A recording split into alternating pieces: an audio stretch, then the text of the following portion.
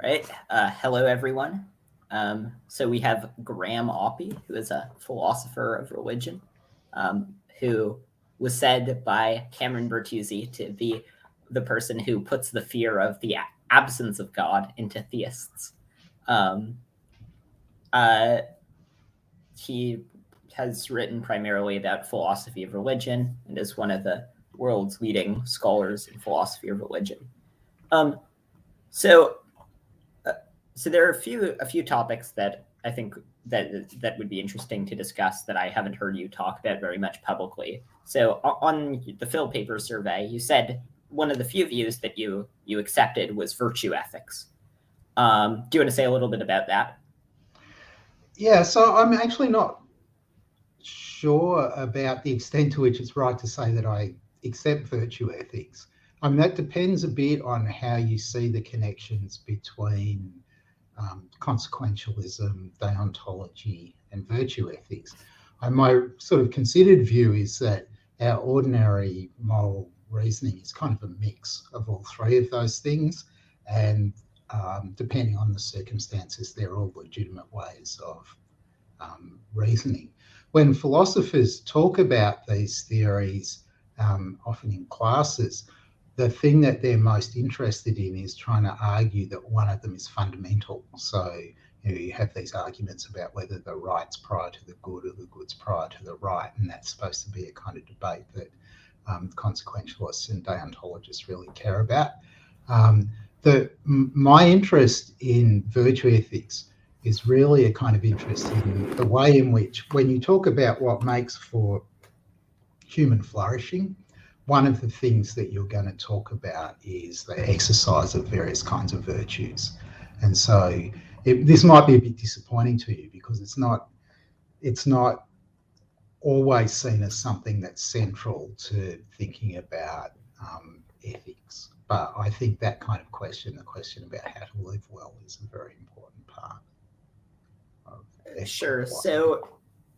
So one question that I would have, and so this is sort of one of the concerns that I would have with virtue ethics, is it seems like virtue ethics is very difficult or has trouble resolving specific moral questions. So, like when evaluating nearly any political question, for example, or moral question, like in the trolley problem, it just seems hard for virtue ethics to give an account of how we can solve those normative questions. Do you think that there's a way to use virtue ethics to solve those normative questions? Well, you might have guessed from the things that I said before that I might well be skeptical about that. It might well be that in certain kinds of trolley situations, the right way to reason about it is consequentialist, maybe, right? That might be kind of the kind of sensible way to think about that kind of setup, or maybe not. Right? I'm not going to take a stand about it, but it may well be true that if the only resources that you give yourself is kind of some resources about sort of views about virtues, and then you ask yourself, what would the virtuous person do in this circumstance? Presumably the virtuous person in this circumstance will have recourse to some other, and have to some kind of evaluation, and the virtue theory on its own may not get you very far. I'm quite happy with that. And I didn't, when I said, at the beginning, when I said that I like virtue ethics, it's for what it can do with answering questions about how to live well, not necessarily for what it can do in resolving certain kinds of moral dilemmas, for example. Sure. So, what would you say are some of the areas in which virtue ethics can offer useful insights about how to live well, where for like consequentialism or where like consequentialism, for example, would be unable to do so? So, when I guess if you ask what makes for a good life, it's going to be a very thin answer, I think, to say, well, what you do when you live well is you just over and over make these calculations about what's going to maximize some value, whether it's exactly what it is, average happiness, total happiness, whatever. It doesn't really matter, and you just sort of keep doing that. That's not, I think, going to be a useful guide to living well.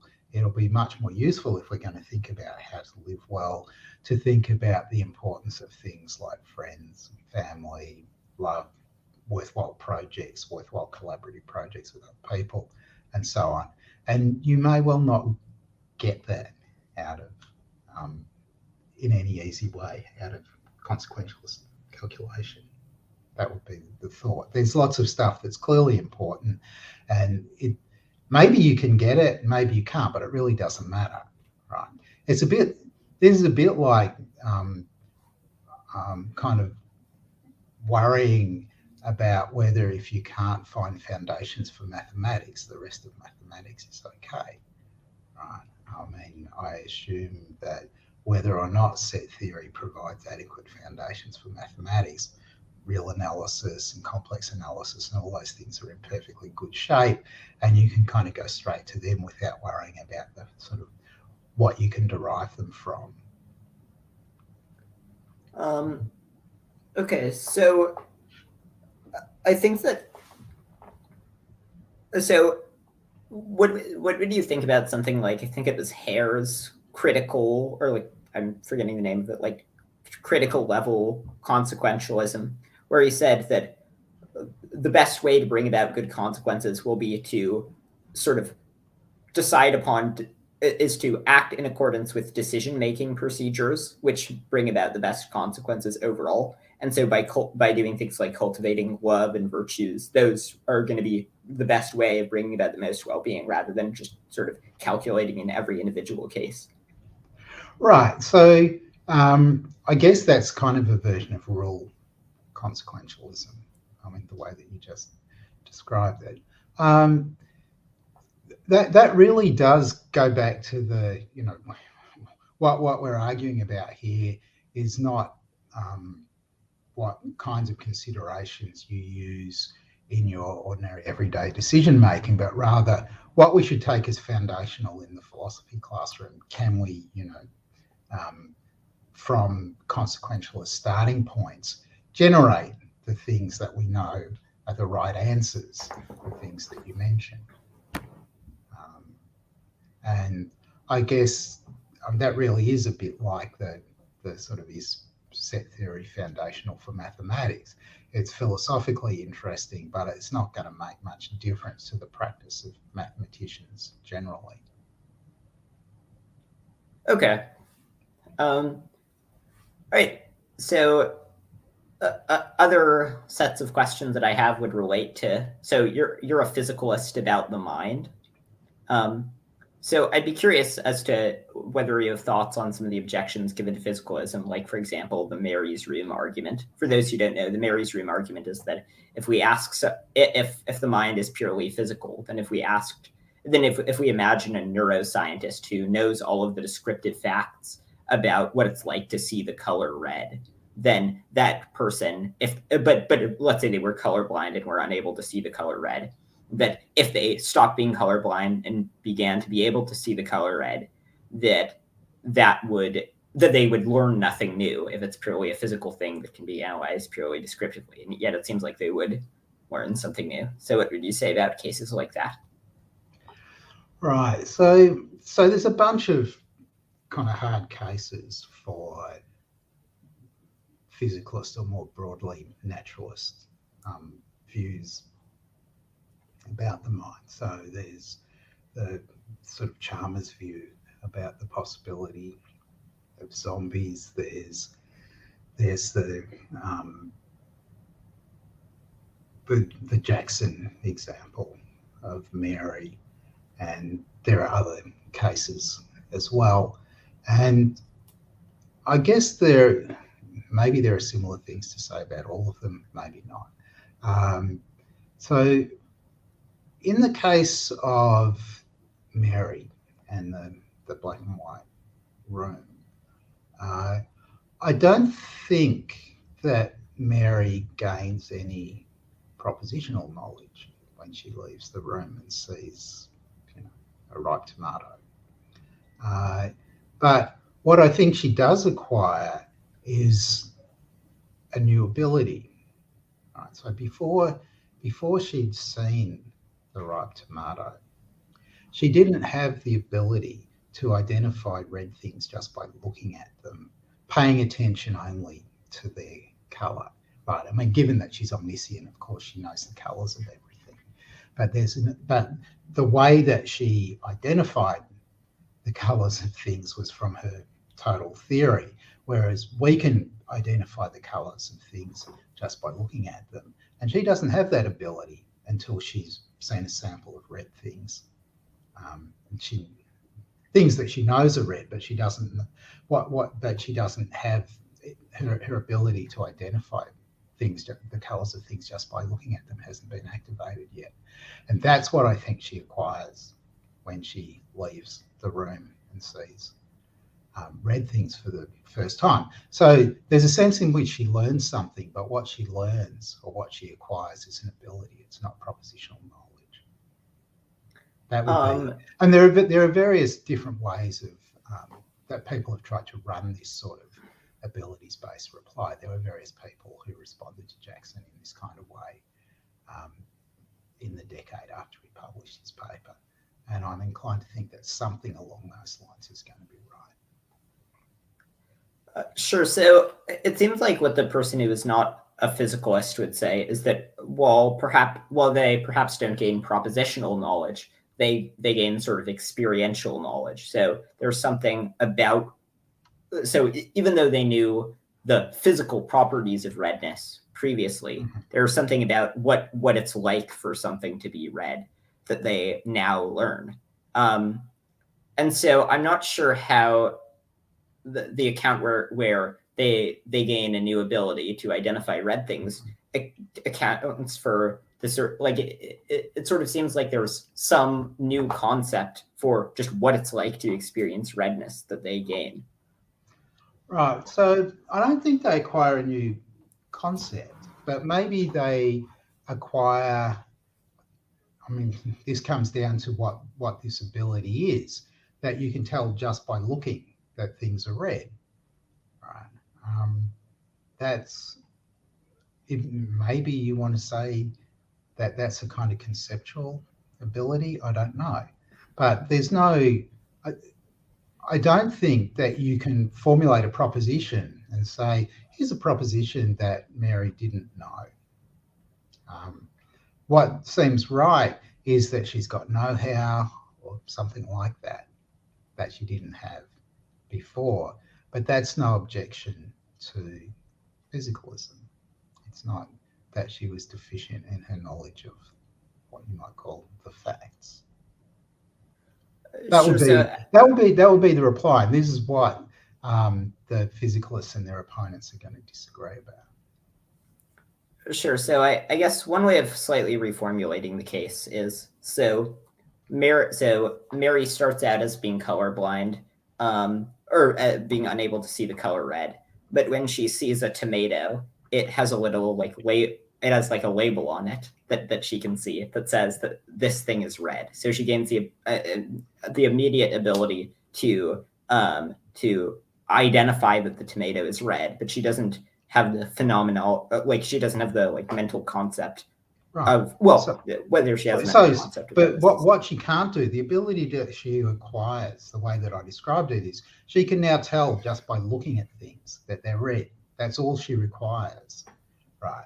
That was ability that she didn't have before, when she'd spent all of her time in the black and white room. She still knew the colours of everything, but she knew them on the basis of physical theory. I mean, we're supposing she's omniscient. She knows everything about the surface reflectance properties of every object. She knows which wavelengths of light are being absorbed and which ones are not. And she knows that when people are exposed to these particular wavelengths, these are the colours that they see. So they'll be able to say that tomato's ripe, it's red, and so on. But she can't do that. Right? And that's the thing that has to be triggered for her when she leaves the room and she sees red things for the first time, according to my story, right? Sure. So in the modification of the case, so that I gave, so we make it so that Mary is able to see the room initially, but she is colorblind such that she's not able to see the color red. However, yes, when she looks upon red things, she sees a little label that lists all of the physical facts about the thing's redness, such that if the only knowledge that she gained was the ability to, when she looks at something, figure out sort of just descriptively how red it is, then just sort of being able to see a list of all of the facts, of all the physical descriptions of its redness, would make it so that if then she stopped being colorblind and gained the ability to see the color red, she would gain no new information. And yet it seems like she would gain new information even in that modified case. So what's the new bit of information that she gained? She doesn't gain the new information that the thing's red, and she knows that already. So, and she knows that, for example, that other people can just tell the colours of things by looking at them without having any lists of information and so on. But what is the proposition that she learns? I mean, so one thing you might say is she learns that that's what red things look like. But, well, I mean, that's not very good. That won't work because she knows what ripe tomatoes look like. She doesn't see the colours, but she knows what they look like.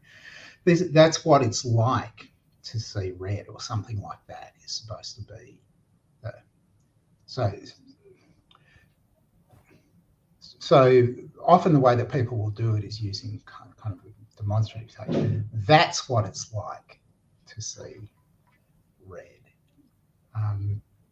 And it's not clear what that there is referring to. You might think that the right way to understand that is that, okay, so that's this is what it is to have the ability to be able to tell that things are red just by looking at them. Sure. So, I mean,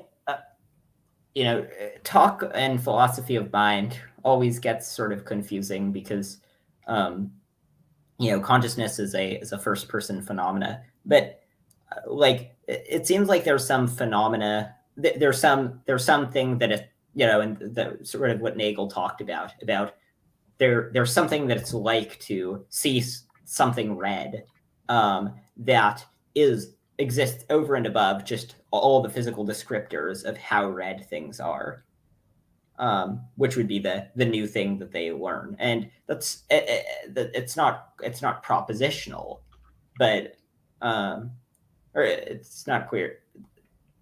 It would depend on exactly what you mean by propositional, but it seems like they gain some experiential knowledge. Right. And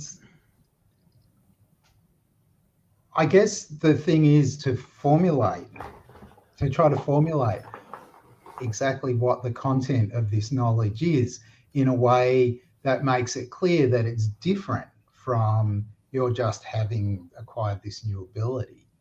Right? And I think it's quite difficult to do that in a way that's going to satisfy me. And I'm sympathetic to the point you made that there's a kind of linguistic thing here. What we've already supposed that that Mary's omniscient with respect to all of the physical facts, and we assume something implicitly about the language that you use in formulating all of the things that she knows. And we're supposing, because we're talking about facts, we're supposing that they've got some sort of propositional form. And then the question is, if she's learnt some new proposition, you should be able to tell me what it is. Well, maybe she didn't learn a proposition, but she gained some sort of experiential knowledge. But if you gain knowledge, it can be you came to know that something or other, and then it'll be propositional, or it might be that you came to know how to do something, right? But that you came to know how to do something is just the kind of ability reply, right?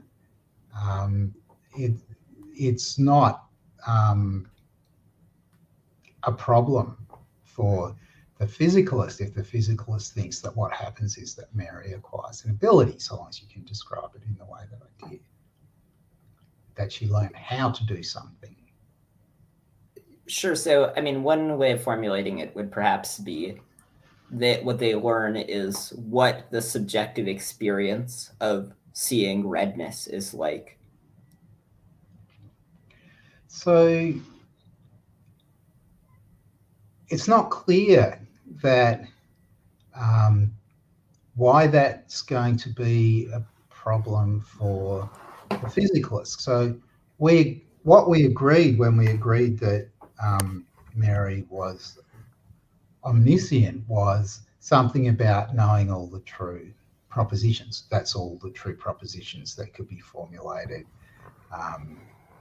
I guess, I'm not sure what language we're going to give it, because we said knows all the natural facts, knows all the physical facts, as some people would say.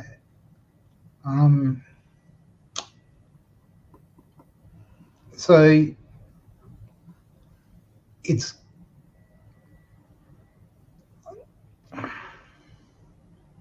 I'm not sure what knowledge is supposed to be missing here. Even what sort of knowledge is supposed to be missing here? Well, I mean, I think the knowledge would be like what it's like to the sort of first person aspect of like what it's like to see something that's red. Would be what would be missing. No, it may just be that on the physicalist view, like that's just reducible to certain physical features. Though I don't know. I mean, this may sort of come down to somewhat dueling intuitions here, but it does seem like there is something in experience that exists over and above the mere descriptive facts of like how much light there is coming, that like an object is letting off, or the sort of light that's being reflected from an object. Right. So there is more that's going on. There's a whole lot of stuff that's happening in your brain, right? And at least on the kind of view that I'm sympathetic to, when you're seeing things, what that seeing involves is just certain kinds of processes happening, largely neural.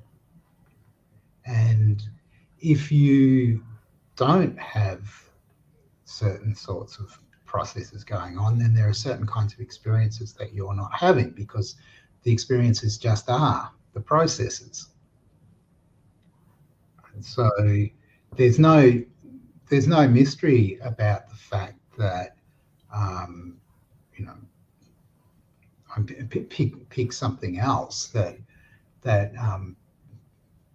Mary's never seen the Eiffel Tower because she's never been to Paris. So there's certain sort of processing that hasn't happened. And when she sees the Eiffel Tower, there'll be certain sorts of processes that happen that are, let's suppose, for whatever reason, that she hasn't seen pictures of the tower either, or anything like that, that will be new in that sense. Given that she's been in a black and white room, she's never had the opportunity to look at red things. And so, yes, she's going to have experiences that are new when she comes out of the room. But that's just the thing about not having. I mean, there are problems with the setup of the black and white room, because you might think, you can rub your eyes and you can get whatever those colours are, and you can see reds and yellows and oranges anytime you want to, but we're supposed to imagine that that's all kind of ruled out. So I'm not sure that there's any particular sort of problem about experience here. There'll be all kinds of experiences that you don't have if you're confined to a room. Okay. Would your response to the zombie argument just be the same as to Mary's room, or are there other distinct things that you want to say about the zombie argument? Well, given what I just said, you can probably guess that I'm going to. I just don't think that the zombie thought experiment's coherent, right? Given that you've got the processing going on, that's what the experiences are. You couldn't have the processing without the experiences, because there aren't two things, there's only one. Right? So what Chalmers' claim is met by agreement by some people and by kind of just outright rejection by others. So I'm one of the people in the latter camp. I just don't think that it makes sense to suppose that everything stays exactly the same, except that so all the processing happens, you remain normal and so on, but you don't have the experiences. That just doesn't make any sense. I don't think. It's just impossible. Okay. And I guess the last question. So the last question about physicalism would be, like, it seems like it would be at least coherent to imagine very different sorts of things being conscious. Do you think that there's some account of why consciousness arises in response to brain states rather than in response to fully separate things? So I'm really tempted by views that make consciousness quite a biological thing and something that's specific to brains, and perhaps specific to brains with a certain degree of complexity. I mean, I think that consciousness probably goes pretty far down in the animal order. I mean, I'm confident that octopus, for example, is conscious. I'm not sure how far down it goes, but I suspect that the right story to tell about what it is to be conscious is something like to have brains where there's quite a lot of stuff happening in different places, and you need some kind of modulation to keep everything in sync. And that's something to do with that modulation is what consciousness is. So that's the kind of story that I like. I mean, that's sketching it in very broad terms. So the kind of philosopher who runs this kind of line that I really admire is Peter Godfrey Smith.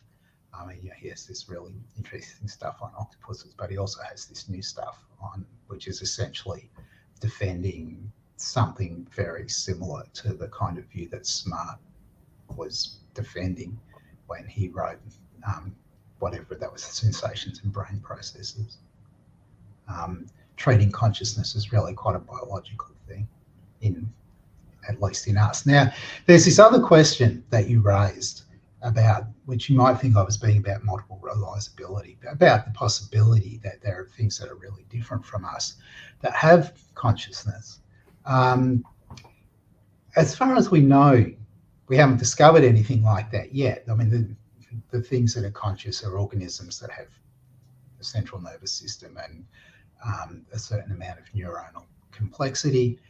If we found other things in which there was something like consciousness, we could just accept that, well, that's what consciousness is like for them. But for us, consciousness is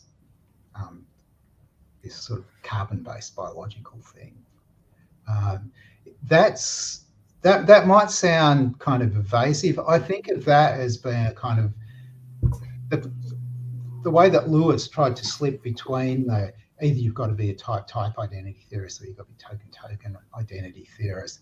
And he thought, no, you could be a kind of restricted type identity theorist. And so you could talk about consciousness for humans and take it as an open question, whether there's consciousness for androids or aliens or whatever.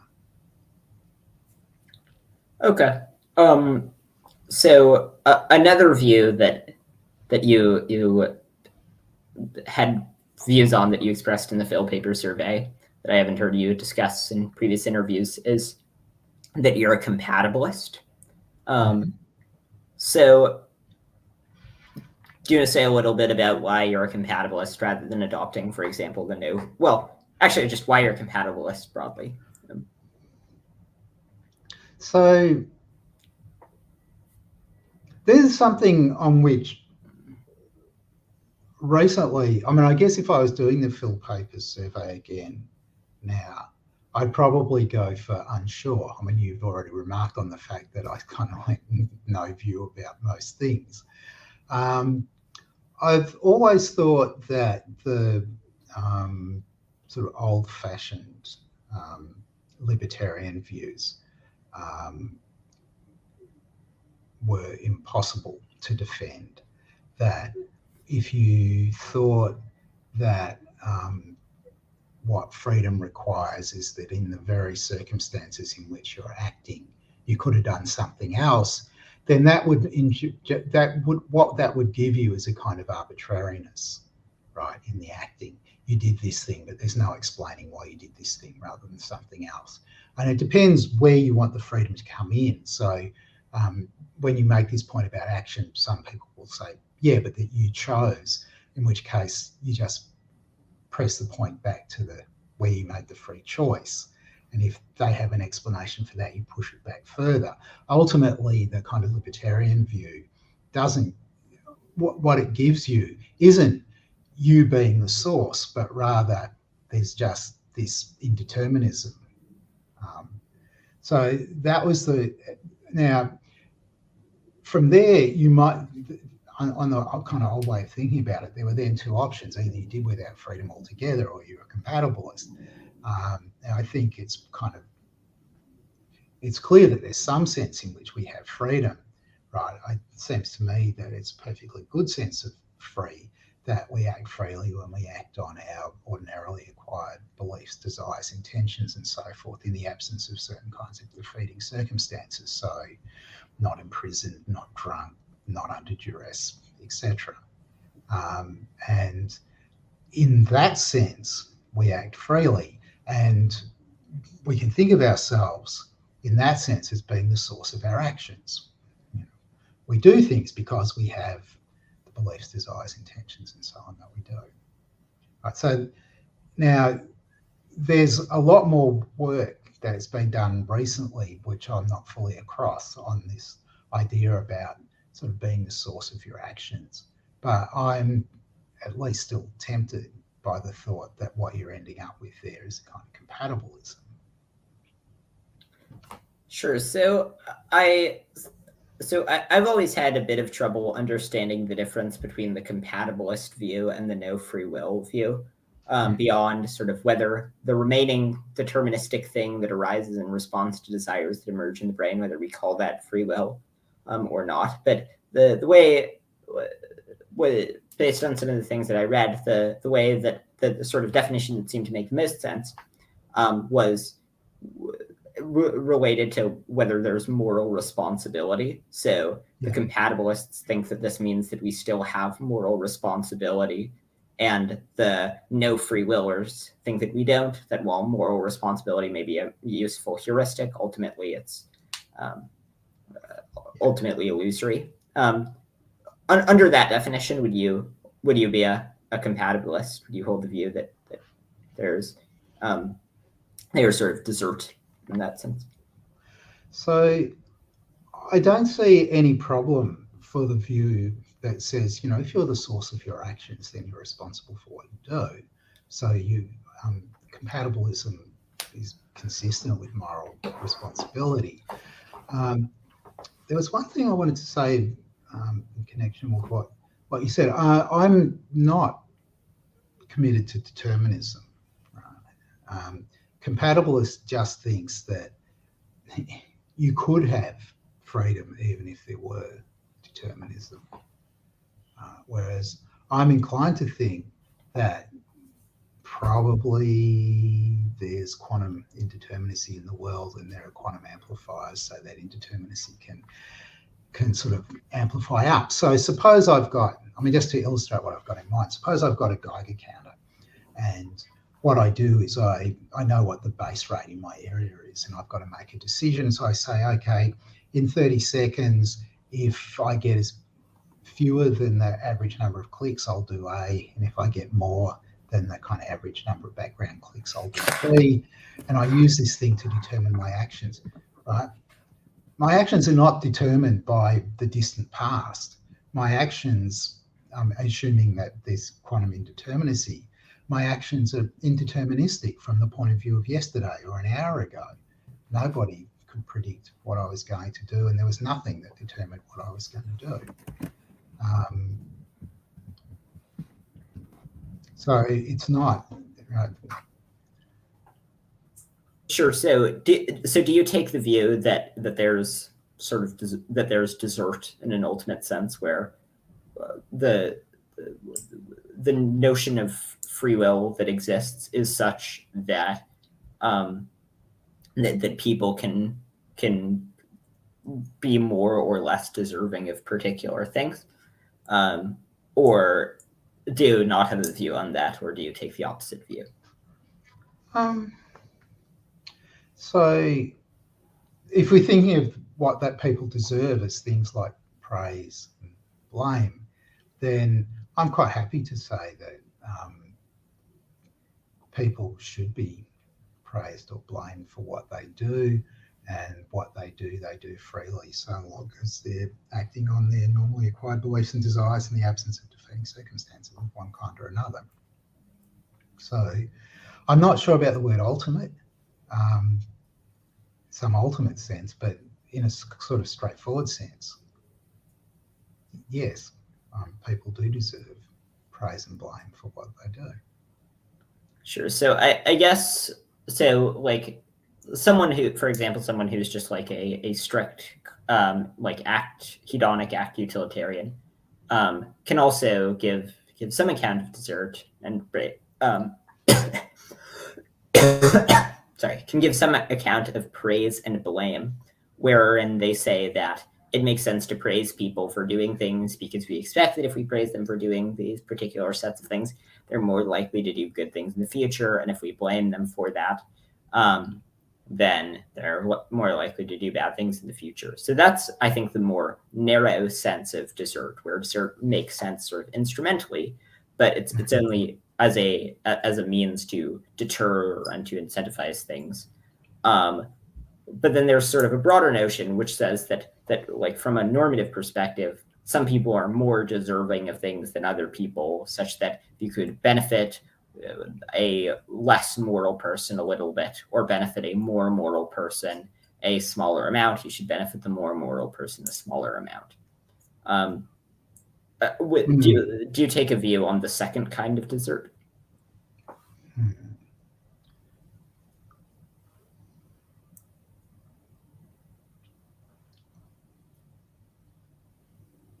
So I'm struggling a bit with the kind of the more moral, the expression more moral in here. Did you mean, because it's tempting to read that as more deserving, in which case it kind of comes out as well. So this is an example that Michael Huemer has given, where, so suppose that you could either give a cookie to Ted Bundy or Mother Teresa. Ted Bundy would enjoy the cookie a little bit more, but it'll have no spillover effects on anything. So we can say that their memories will be erased after it, so it won't like to incentivize anything or anything like that. So would you say that just because Mother Teresa has sort of devoted her life to trying to make other people's lives better, well, arguably. She should get the cookie. So I don't know. I actually have no intuitions at all about that case, right? It seems an utterly trivial thing who gets the cookie. I don't see that it really kind of matters one way or the other. Sorry, but that may be just a feature of the example. Okay, so I guess we could make the example a little bit higher stakes. So let's award the Templeton Prize to one or the other. Well, so it's $1 million, right? Yeah. Well, so how about it is after they die, we can either inflict 10 years of misery, 10 years of suffering on Bundy, or 1 year of suffering on Mother Teresa, where it'll just be sort of pure unadulterated suffering, and then after that they'll disappear. Do you have intuitions about that case, or do you not have a view?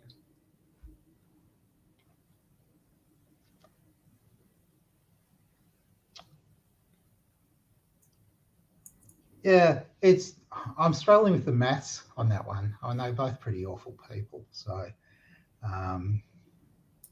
Wait, okay. You've got to kind of 10 to 1, so. Yeah, so the point for the humor case was that Mother Teresa was supposed to be a good person. I know like Hitchens would dispute that, but so we can make it, rather than Mother Teresa, I don't know, someone who's pretty universally, like Gandhi, let's say. Well, I don't know. There are things not to like about him too when it comes down. Okay, how about just some hypothetical person who devoted their life purely to selflessly helping others. Yeah, there's a good person and a not good person. Yeah. So this is, I mean, there's another thing here which is about the theory of punishment, right? And some people sort of think of punishment in a kind of retributive way, right? You just get what you deserve. I don't like that way of thinking about punishment. And so I'm inclined, for the way that the example's set up, I don't want to give either of them, torture once they're dead. Okay, but then going back, way back, so what was this thing about giving people what they deserve, right? And I talked about praise and blame. So, maybe there's something that I'm missing in the setup. I'm thinking that once they're dead, praise and blame are kind of no longer interesting. Okay. So one other question is, I heard you at one point say that you think that the universe is necessary. So I'd be curious as to why you would hold, like, there seem to be lots of distinguishing features that every other necessary thing seems to have, that it seems hard to give an account of how the universe does. So all the other necessary things seem to be causally inert. They seem to be true across all possible worlds. They seem to be things that you could, in theory, deduce a priori that they would exist. So like you could deduce complex mathematical truths a priori. But none of those things seem to apply to the universe. So what would your account be of sort of why? So where did this come from? I mean, it's useful to trace back where this came from. So I was thinking about sort of generic cosmological arguments for the existence of God, and then thinking about the status of the universe versus the status of God. And thinking about the kind of general causal structure of reality. So we might think there's an infinite regress, but put that to one side. We might think that there's a sort of starting thing, right, in reality.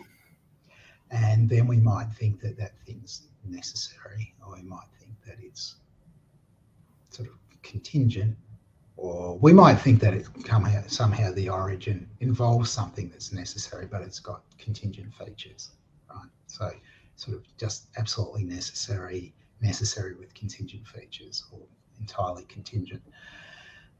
And then we can compare theism and naturalism by suppose we just call the initial bit of natural reality the initial singularity.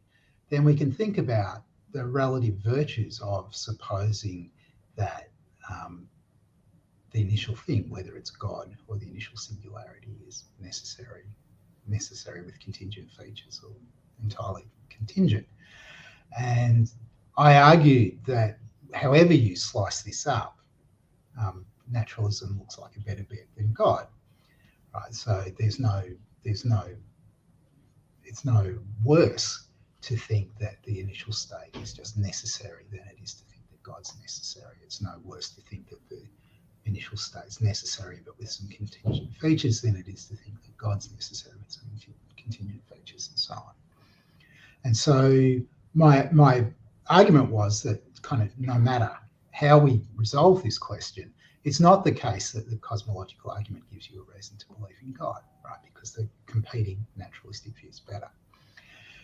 So then the question came up, so what do I actually think, right, about natural reality, about assuming, so let's suppose that we rule out regress, though I don't think we can do that. There are kind of nice cosmological models where you have infinite regress, and I don't think that we know for sure that they're wrong.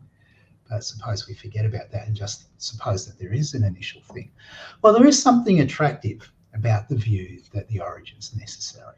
And there's a theory of modality that you can adopt that on which it just falls out that the initial state's necessary. And it's a theory of modality that I quite like. It's a theory that says that possibilities, so if we'll think of them globally in terms of possible worlds, all possible worlds share some initial history with the actual world and depart from it only because chances play out differently at some point. Okay, now if there's an origin and all possible worlds share some history, then the initial point turns out to be necessary. I think that that's a nice theory of modality because it's kind of minimal. It forces you to have a reason for postulating a possibility. You need possibilities for chances. Arguably, don't need possibilities for anything else, right? And so in that way, you'll get back to necessary origin. How strongly am I committed to this? Not very much at all. It's my favorite hypothesis, but I just think that we don't know anywhere near enough to be very strongly committed to any views about these questions. Okay, it's enough to answer, right? And Yeah, it does turn out that I have to tell you something more about other necessities. I have other kind of heterodox views that I'd want to put together with this one. One of them will be that I think that you can have sort of necessity. I don't think that you can have truth makers for things that are necessary. So there's nothing that makes it true that 2 and 2 are 4, right? I'm not a Platonist. I'm going to be some kind of nominalist. I agree that it's necessary, but it's being necessary means it's true no matter what. So we don't need a truth maker. Sure. And that's what I'm going to say about other necessary things. What was important about the argument, I'm sorry, that was hardly an argument, the sketch that I gave of the theory of modality is that it, on the assumption that there's an origin, it makes the origin special, right? It falls out of a kind of a theory about modality that you're going to get necessary origin. Sure. So I guess I didn't quite follow the account of modality that you gave. I'm not quite sure what you mean by all possible worlds share a causal history with the actual world. Like, I think I probably misunderstood, but it seems like we could imagine a possible world where there was just nothing, and so that doesn't share. You can imagine such a setup, but on this view that you're not imagining possibility, right? So this is a very metaphysical view of modality, and it's quite at odds with the kind of standard whatever you can conceive of, more or less, is possible, or at least conceivability is a great guide to possibility. I'm not going down that route at all. And I agree that you can conceive of all kinds of things, but that's got nothing to do with sort of metaphysical possibilities, right? And I'm going to tell a very different story about that. So if you think about the history of analytic philosophy, and if you think about people like Kripke and Lewis, their view of possibility was a kind of conceptualist one. More or less, if you could conceive of it, that made it a possibility. Of course, you have to limit that in various kinds of ways, but their view was kind of expansionist. There are lots and lots and lots of possibilities. The view that I favour comes at it from a completely different direction and says you should only postulate as many possibilities as you really need. And it turns out you don't need that many. I don't know many people who are sympathetic to this kind of line. One person who is John Heil. I don't know if he's written about it, but I've certainly talked to him about it, and we found that we had similar views about this in conversation. Okay,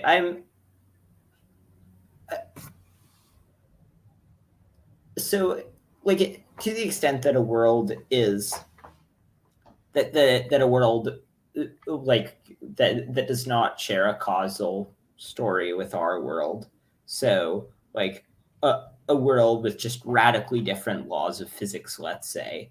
Yeah. So I'm assuming the laws are necessary, by the way. The laws of physics are necessary. I mean, after all, they're there in the initial setup. So sure, that the worlds only differ because the chances play out differently. If you don't think there are chances, then we're sort of heading in the direction of Leibniz. There's only one possible world. I really don't want to end up there, but you know. Sure. So it seems like so if that were true, then it seems like we would be able to sort of rule out a priori a multiverse with very different laws of physics from the ones that we have. You can't rule it out a priori because I didn't talk about our universe. I talked about natural reality, and that might be a multiverse. And in fact, that was part of the reason why I said that we really haven't ruled out infinite regress, because kind of plausible models of multiverse often are ones where you've got an infinite past, infinite regress. So I'm not, but if there's a multiverse, you don't have alternative possibilities. You just have a more expansive reality. Okay. So I guess perhaps this is an assumption that you don't share, but it seems like for something to be impossible, well, I mean, it seems like for something to be impossible, there has to be some feature about it which makes it impossible. The default is that something is possible. So if something well, of course, that's not my assumption, right? I mean, I think that in order for something, I mean, you need a reason to assert possibility, not to deny it. Okay. I mean, primarily, the fundamental thing is you've got to justify why you think things are possible. And my story tells you exactly. I know it's actually kind of hard to work out what's possible on that story because we don't know much about the chances and how they play out. But at least sort of in principle, it tells you what the limits of possibility are. So I should say, lots of talk about possibility is not metaphysical, it's doxastic. It's about our limitations, right? So imagine the world's deterministic, and I have a die, and I kind of rattle it around a bit, and I throw it, and it's spinning. While it's spinning, we want to say there are various possibilities, right? Could come up 1, 2, 3, 4, 5, or 6. But that's purely doxastic on my view, right? If you knew the laws and you knew the initial conditions and you could do the calculations, you would know which way the dice was going to come up, right? And so, of course, we need talk about possibilities and we need talk about worlds for our ignorance, but that's not metaphysical. That's purely a doxastic thing. It's purely about our limitations, right? So I don't deny that it's quite appropriate to say, oh, the dice could come up 3 when it's spinning, but I don't think of that as a matter about metaphysics at all. That's assuming determinism and so on. Or even, I mean, it doesn't matter, right?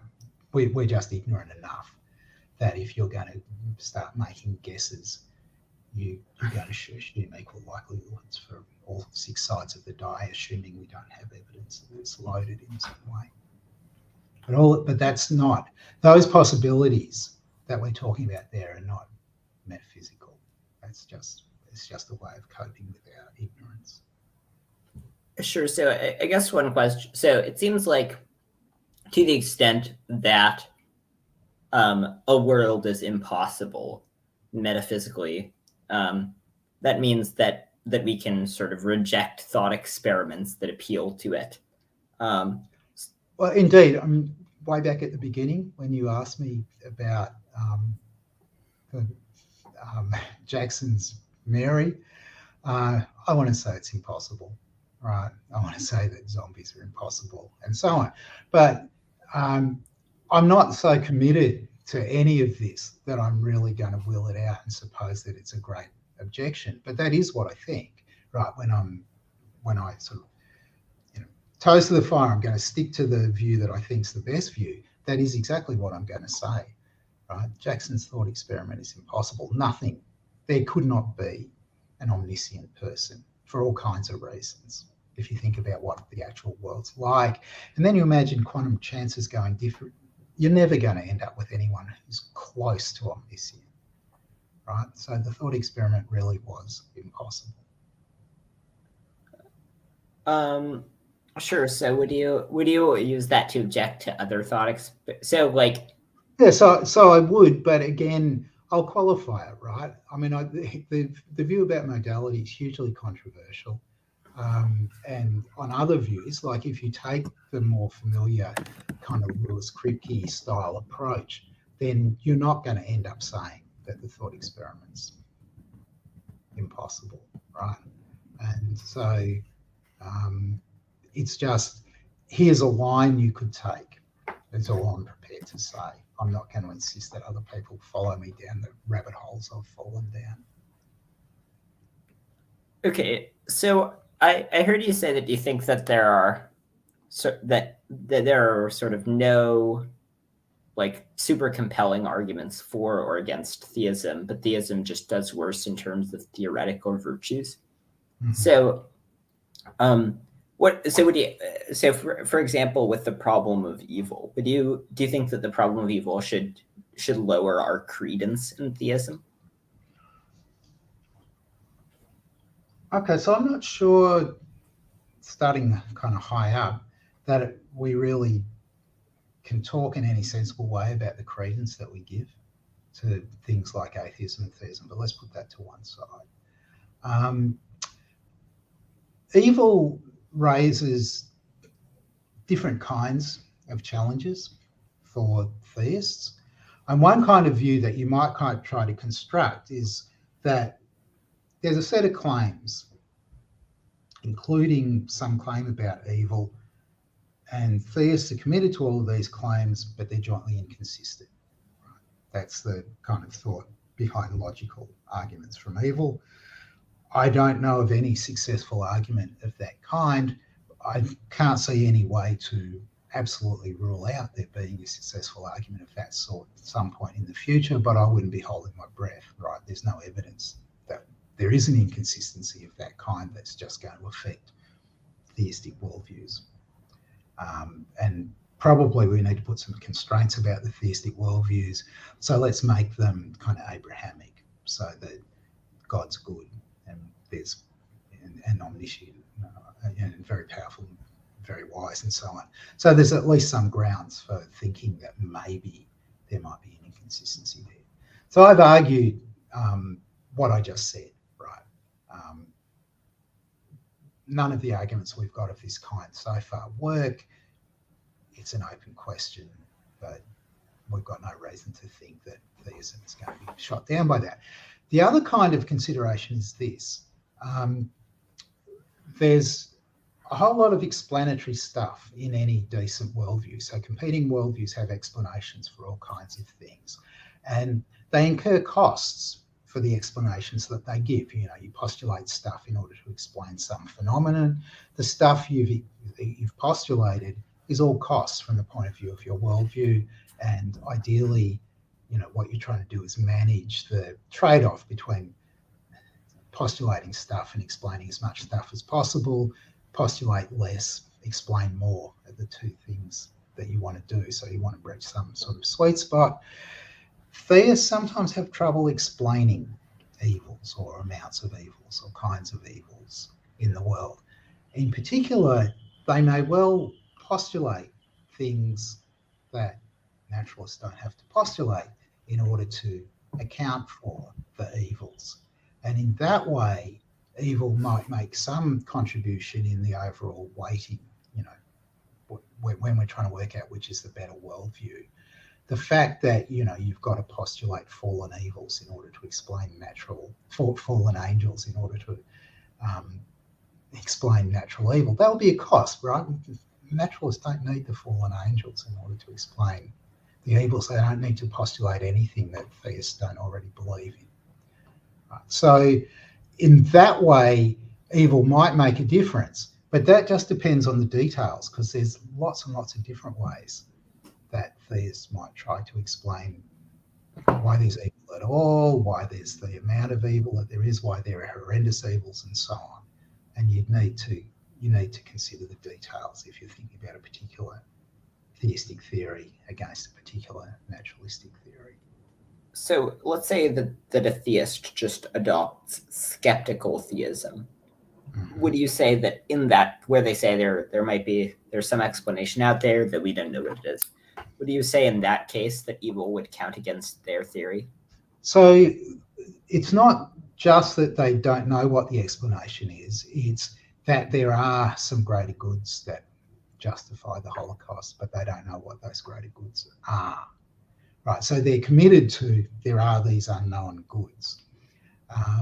I think that naturalists are not committed to the unknown goods, and so I think that there's a relative advantage for naturalism, even if you go down the skeptical theist route.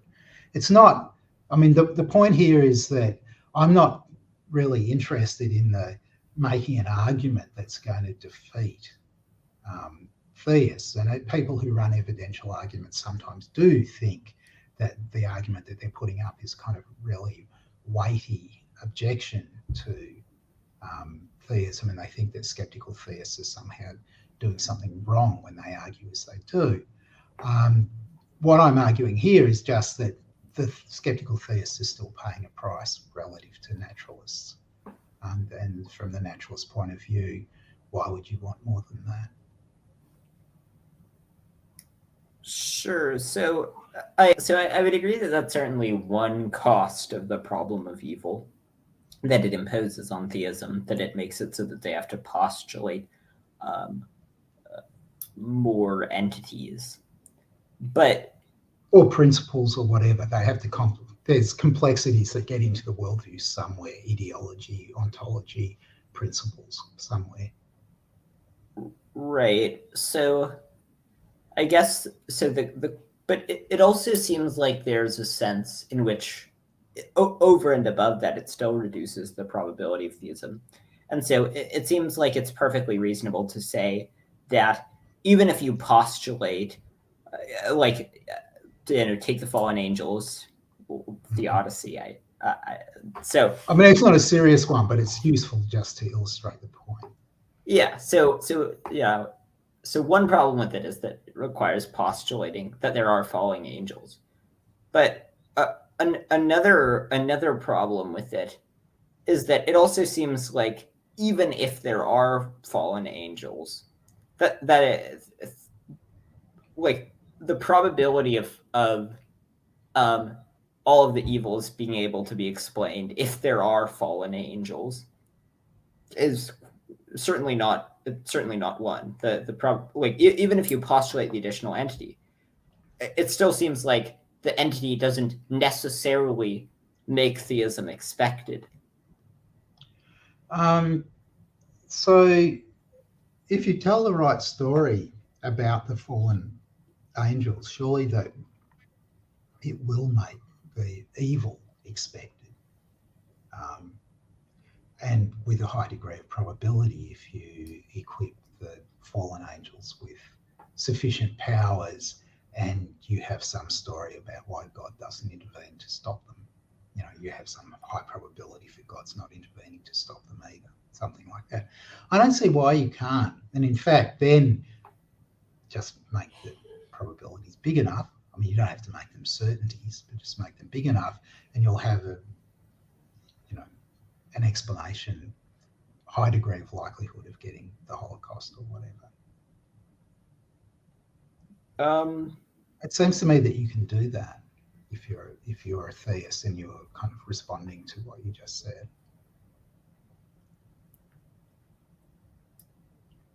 Sure. So,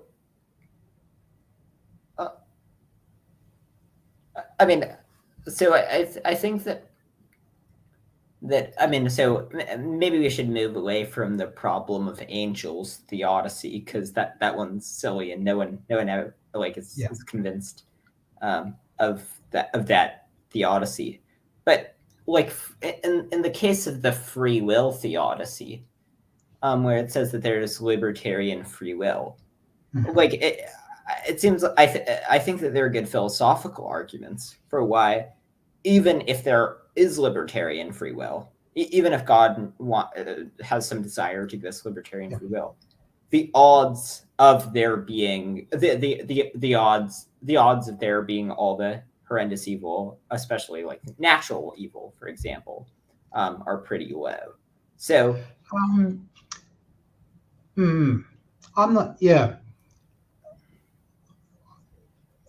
not sure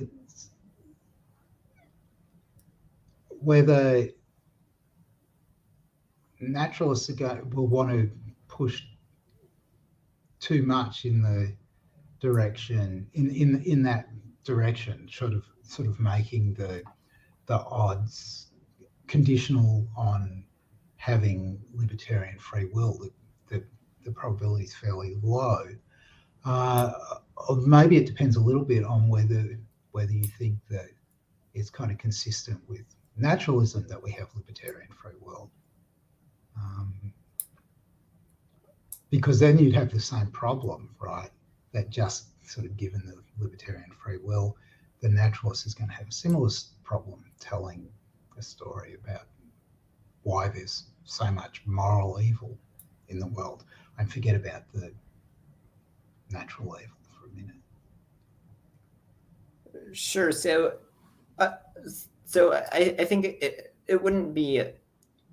It would be the probability of there being the instances of horrendous natural suffering that we see conditional on both theism and free will seem to be pretty low.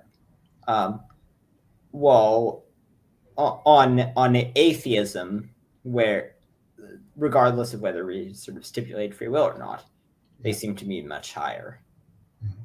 So I guess the judgment about the first judgment, I can see how theists are going to contest that. But there's something else. I'm just trying to remember something else that you said earlier that I wanted to say something about. So there are other questions to ask about the value of freedom. So if So what are we supposing about the value of freedom when we're running a free will theodicy? Are we thinking that freedom is a great intrinsic good? Are we thinking that the value of freedom is merely instrumental? I assume if we're running the free will defense, we're not going to think that it's merely instrumental, because then our assessment is going to ignore freedom and it's going to look at whatever the goods are, the intrinsic goods that freedom's supposed to bring. So I'm guessing that it's meant to be intrinsic, and I'm guessing that in running the free will defense, we're somehow thinking that it's a particularly great good, maybe the greatest, right?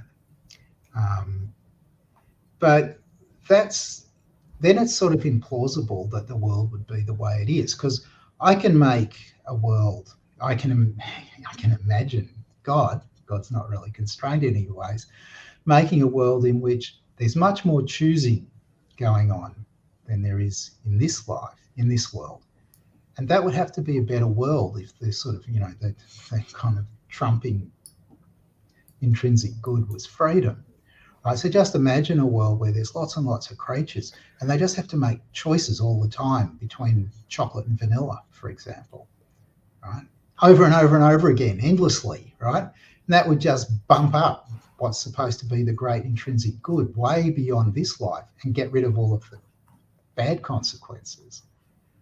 Right?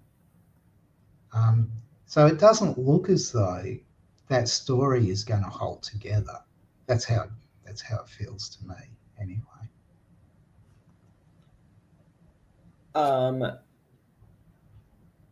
Sure. So I think that, so if you think that we can employ sort of logical arguments for why even conditional on this extra entities, I use entities in the broadest sense to include like sort of all of the things theists might be positing to explain away evil.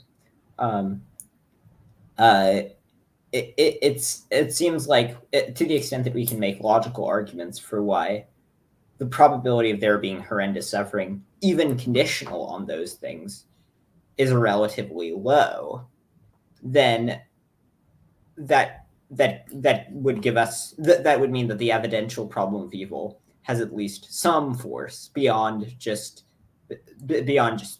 requiring added complexity to the theistic theory. Right. So I guess maybe this is a good place to jump back to something that I said initially, that when the topic of evil came up, that I'll say again. I'm not sure that you can really, in a meaningful way, talk about probabilities attached to theories like worldviews, like theistic worldviews and naturalist worldviews. I'm not sure that that I want to say, so the probability of theism, even given a bunch of assumptions, given horrendous evils, is kind of low. The probability of the horrendous evil is the other way around. What's the likelihood of the horrendous evils given theism? That's low. I'm not sure that's right. And certainly there are lots and lots of theistic stories out there, and on some of those stories, it seems like you might expect to see the kinds of evils that we actually see.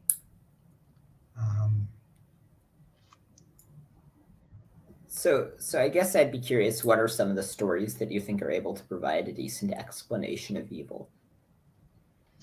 So one story that will work is a skeptical theist story, right? There are outweighing goods, we just don't know what they are, I think. So although these evils seem horrendous, there are much greater goods in store for all of the people who suffer, that somehow or other mean that it's okay for things to be set up in the way that they are. Now, I've written elsewhere reasons for worrying even about that as a response, but at least as a beginning, it doesn't sound hopeless. Sure. So I would have a couple of responses to that skeptical theist line. So, it's obviously epistemically possible that there is some reason for all these evils, just as it's epistemically possible that we're wrong in any of our judgments, right? But right, the probability of that's incredibly low, but yeah. Right, but I think that there are good reasons to think that the probability of the skeptical theist story is quite low, and so one of them would be that to the extent, so if we think that they're necessary for some greater good, God being omnipotent seems to make that less probable, because to the extent that God is omnipotent, God can, he has infinite power, which could bring about sort of the like, it seems like in most cases where a thing is bad instrumentally for some greater good, it's because we need the bad thing in order to get the greater good thing. But if God is omnipotent, then we don't need the bad thing to get the greater good thing. And so it both adds complexity to the story and is just intrinsically implausible that for all of the bad things in the world, an omnipotent God cannot figure out some better way of achieving the purpose of those bad things. Right. So I think that the skeptical theist reply is going to be pointing to your limited abilities, right? You shouldn't expect to be able to see how the goods and evils might be connected in a way that an omnipotent being would think this is the best way to achieve whatever the overall ends of the omnipotent being are. So long as you're confident that it is. Sorry, the audio cut out for the last 15 seconds when it left. Yeah, when it left out, it's on my end. So when you let out, you were you cut out before you had started giving an explanation of what the skeptical. Okay, so the skeptical theist is skeptical about our abilities to be able to discern certain kinds of things, and so we don't. It's not just that we don't know about all of the goods, but we don't know about all of the relations between the goods and the evils either. And so the skeptical theist may well be imagining that there's some kind of intrinsic connection that you can't see between the evils and the goods. That's why it has to be horrendous suffering, because that's the only way to get these unknown goods. Sorry, it's because the greater goods that we're supposed to have are intrinsically related to the horrendous suffering in a certain kind of way. Now, there's lots of other things to bring up at this point. I mean, you might think about some of Schellenberg's arguments at this point and think that, if that's the way it's set up, wouldn't we at least have some sign to encourage us, or whatever. Lots of other things that you might say, but if you buy enough into skeptical theism, it does look as though it's going to have the resources to give you an explanation of the horrendous evils. And it's not that in some sense, if you're a naturalist, you're going to think it's all improbable or highly improbable or worse. But but nonetheless, it seems to me that you can also see that looks like an explanation that doesn't leave stuff unexplained. I mean, sure, it in a certain sense it does, because it's sort of all this unknown stuff. But if the unknown stuff has the right kind of structure, it explains what needs explaining. Sure. So I would agree that so to the extent that you posit that for all of the bad things, there's some necessary greater good that it can't be achieved in other ways, even by an omnipotent being. That that explains it. But then just the prior probability of that seems low, and I think that there are other constraints on a solution to the problem of evil. So one of them would be that it seems like most of the theodicies, or to the extent that there's some good reason for like malaria, for example, then God has the ability to have malaria just not exist in the first place, and yet he chooses not to. And so if we could go back in time and get rid of malaria, it seems like to the extent we think that God made malaria for some greater purpose, that would make it so that we think that, you know, if it's serving some greater purpose, it seems like that would probably lead us to the conclusion that we should not go back in time and get rid of it. Now, the skeptical theist can add to their theory that for all of the bad things, not only is it the case that the purpose of them can't be achieved in any other way by an omnipotent being, but the universe is like their existence serves a greater purpose, but also getting rid of them would serve a similar greater purpose. And so they can add that to their theory, but that just seems quite unlikely given the sheer range of evils and all of these things that have to be stipulated in that case. So I have some sympathy to everything that you've said. I've run arguments much like those at various points in the past. Of course, time travel into the past is itself extraordinarily unlikely, if not, as I think, impossible. So,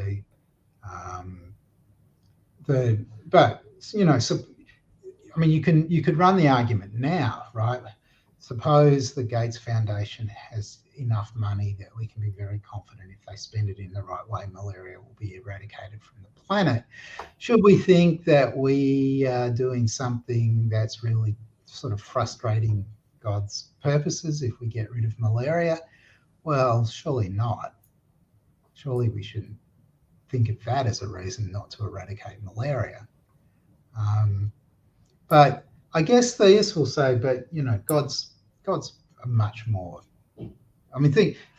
So Geach had this analogy where God's sort of like a master chess player, and he's going to win no matter what, right? So the setup's set up in a way that God perhaps chose. There's lots of moves to be made. We could make different moves. We're free to make all kinds of moves, but in the end, God's purposes will be served. And so God's purposes will be served whether or not we eradicate malaria. Either way, it will turn out that it's connected to great goods that justify it. Well, but then it seems like that God could achieve his purpose without needing all these seeming evils. Well, not without all of them, right? If you want to go back and sort of pick each of the evils in history and make an argument about how God could have eradicated it. How we could have eradicated it, and it's still, God would still achieve his purpose in the end. The kind of thing that you're probably leaving out of the story is the way in which our actions all have consequences, including sort of unforeseen and unintended consequences. It's very unlikely that the eradication of malaria would happen without there being bad consequences. I'm just thinking about the way the world typically goes. We make all kinds of advances. It's sort of 2 steps forwards and 3 steps back often. So I don't think that a theist would be too worried about that as a reply. Okay. I agree that there could be lots of unintended consequences to our actions, but that seems to go in both directions. So it could be that getting rid of malaria also has very positive unintended consequences. Sure. And so it does seem implausible that for every single evil in the world, there would be bad unintended consequences for God not having made them in the first place. But the effect of us getting rid of them, so like getting rid of malaria, that would have a good effect. So, I mean, there's also the sort of all the good things that have unintended consequences as well that we do. So it may well be that insofar as the plan depends upon there being lots of bad things, whichever way it plays out, there are going to be lots of bad things, even if we try to get rid of all the things that we identify as bad and we're successful in doing that, there'll be more. And God's plan, whatever it is, will be carried out. And it's at this kind of level of abstraction, discussion, or detail, whatever you want to call it, I think it's quite hard to see a really sort of knockdown objection to theism emerging.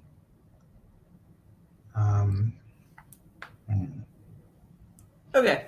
Yeah, I mean, I would tend to disagree, but I think that may just sort of relate to our intuitions about the plausibility of the theist's story. Another question, this is something that I've been thinking about a bit recently. I think that you would reject this based on things that you've previously said about modality. But it seems like many of the things that theism is used to explain could also be explained by a modal realism. And now I'm not a modal realist, but for example, like, you know, modal realism being true of the type like Lewis espoused, that seems, that being like a necessary metaphysical law that seems to sort of explain necessity, explain fine tuning, because there's every possible world. It seems to explain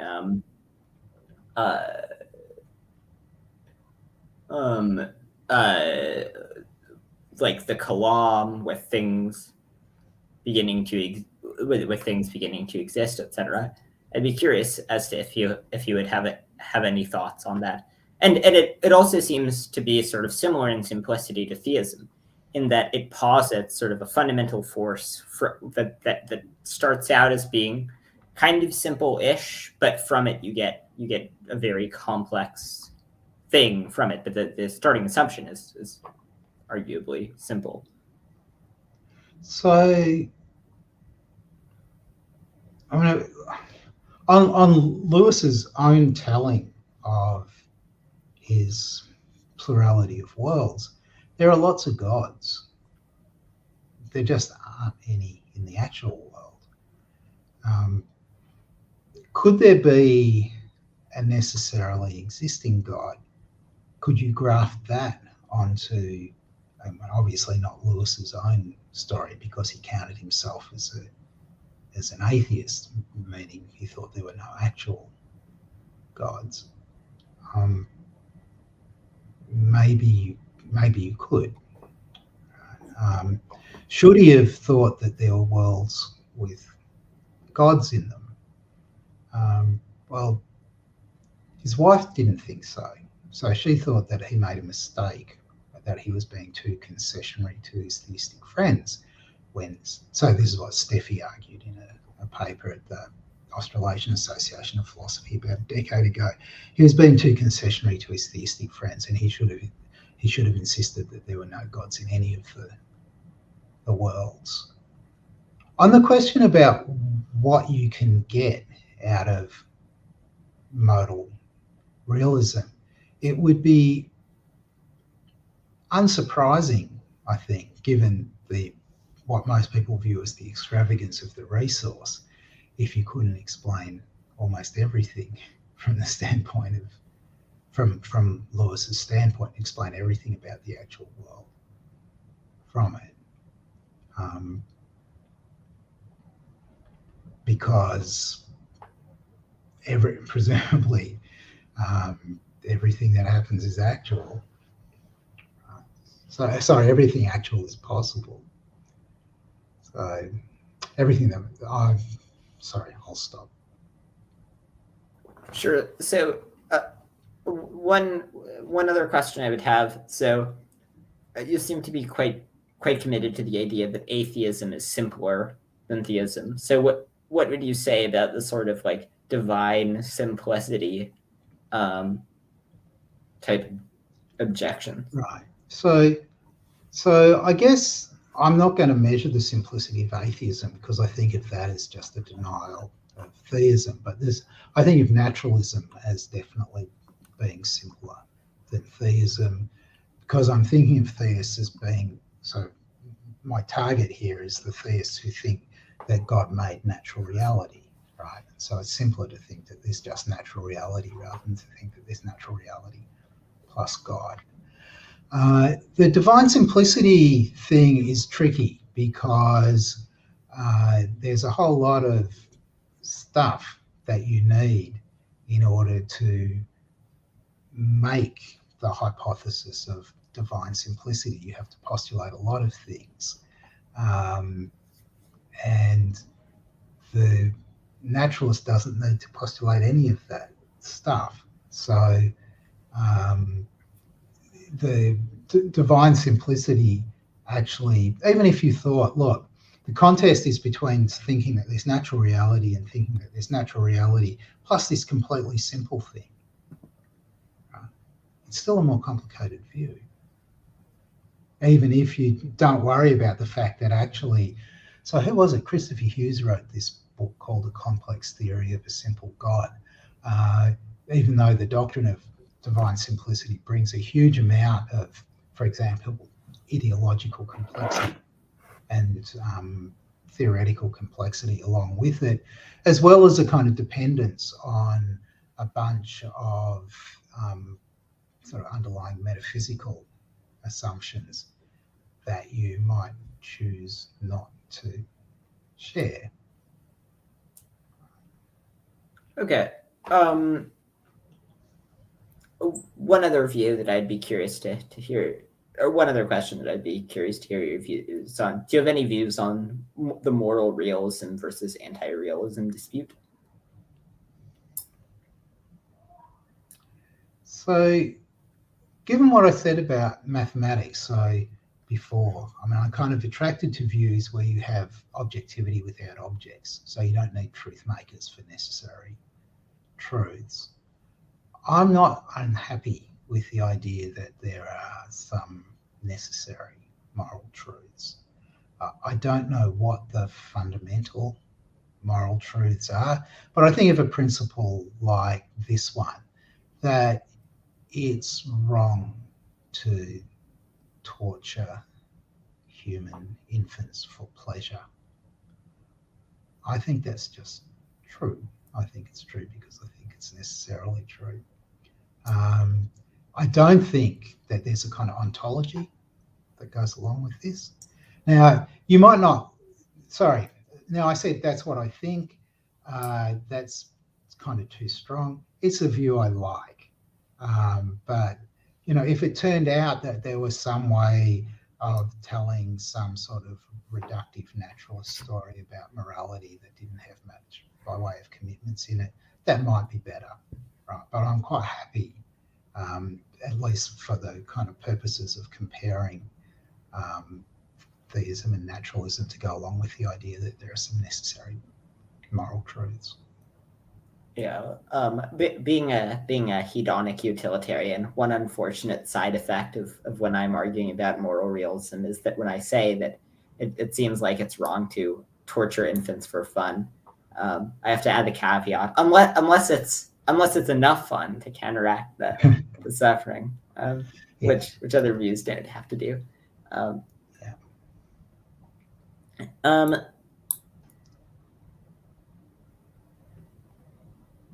So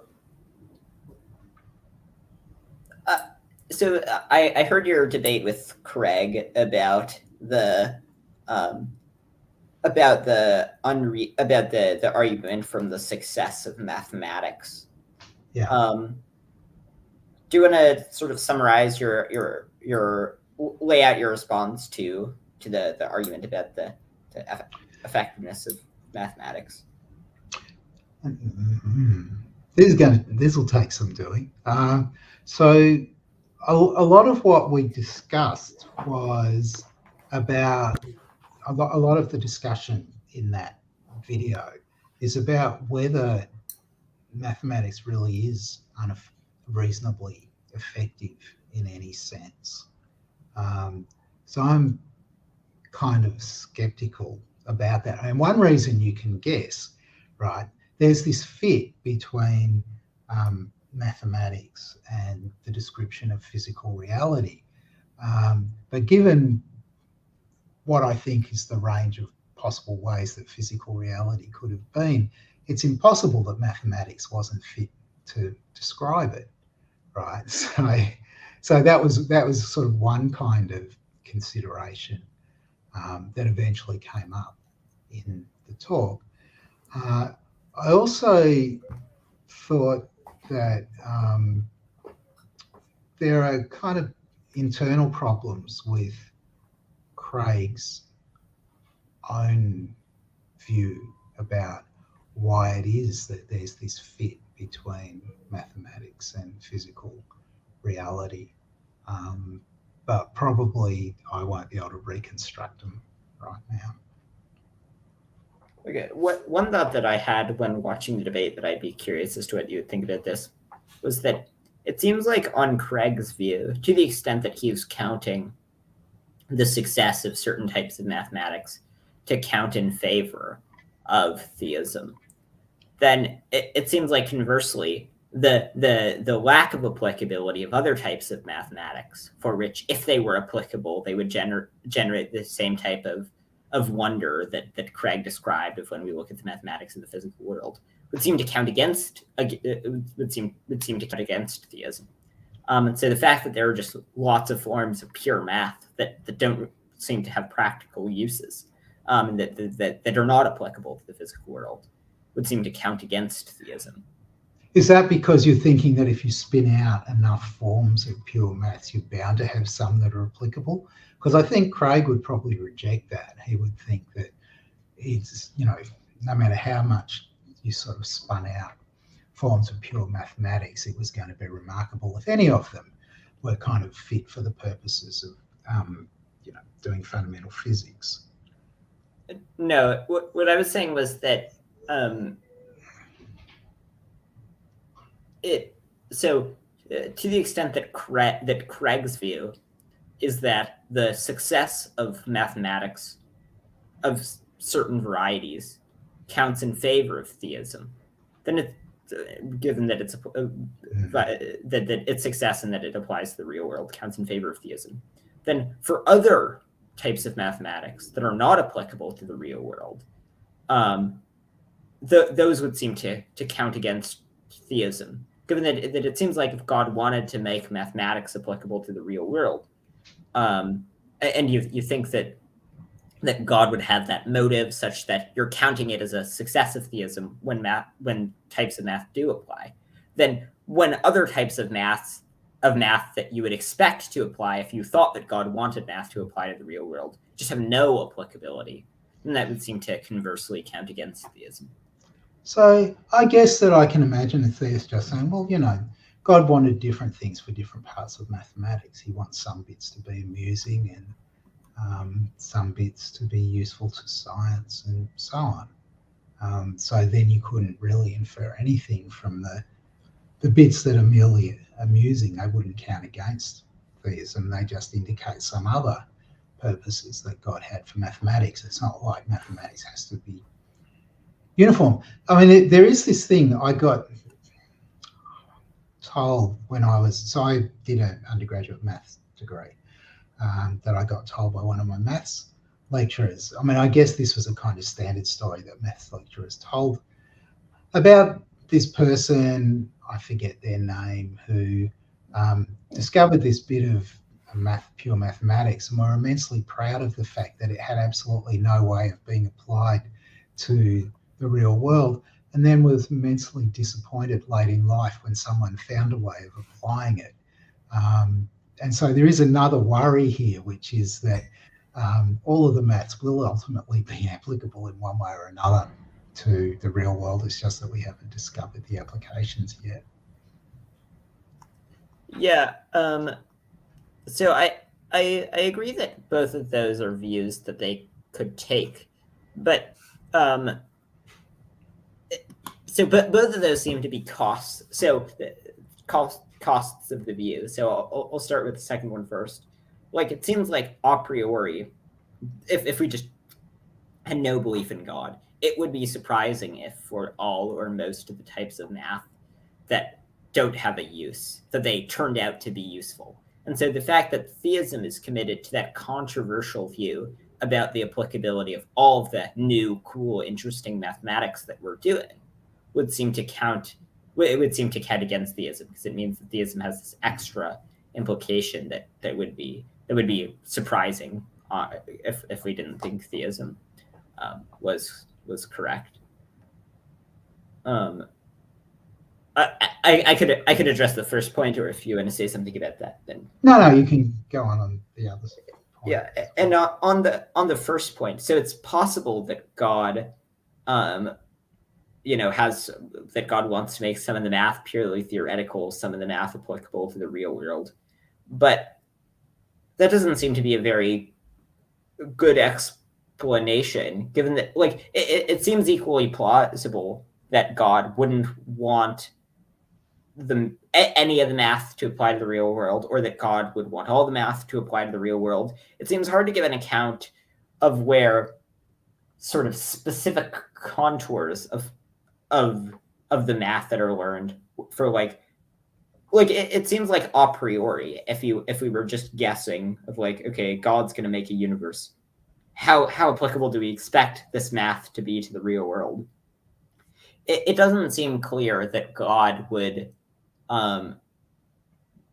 it seems like we would expect more of it to be applicable to the real world, or perhaps less of it or something. But to the extent that they're positing some seemingly implausible ad hoc account of why God wants math to apply to the world the specific way that it does, then that seems to undermine the predictive success of their theory. It seems to be harder to analyze the motivations of God relating to mathematics if, when it's unapplicable, we come up with some extra explanation for why, well, God doesn't want that type of mathematics to apply to the real world. Yeah, so I'm not sure. Part of Craig's thought was that naturalists just can't explain why any of mathematics is applicable to the real world. So if the theist can explain why some mathematics is applicable to the real world because God wanted the world to conform to that part of mathematics, then that, by his lights, that's going to look like success, I think. And I don't think he's going to think that it's kind of ad hoc to suppose that God had many purposes for mathematics, just for different bits of it. Or there's an extra wrinkle in there that it depends a bit whether you think that God's making up the mathematics or whether you think that it's an independent constraint on God. I think really the view that God makes up mathematics faces very severe difficulties on other fronts, but sure.